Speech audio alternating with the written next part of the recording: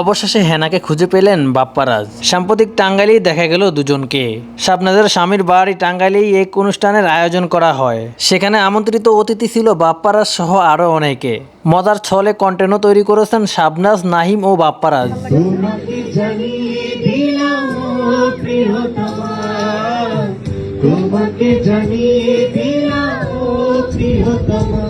সেখানে শুধু বাপ্পারাজই ছিলেন না, ছিলেন শিল্পী কণাও। কণাকে দেখা গিয়েছে শাকিব খানের প্রিয়তমা গান গেয়েই শোনাচ্ছিলেন বাপ্পারাজের প্রিয়তমাকে। মিশা সদাগর সহ আরো অন্যান্য আর্টিস্টকেও দেখা গিয়েছে সেখানে।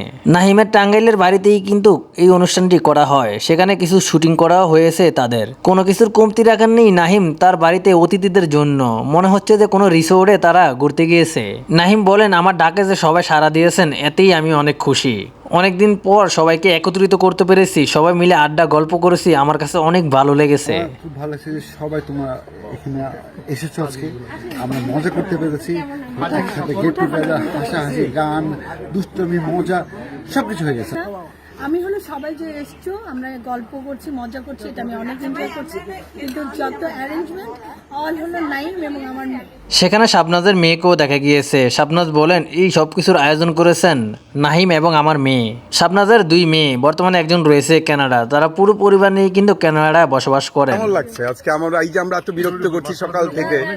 বিরক্ত না, থ্যাংক ইউ সবাইকে আসার জন্য।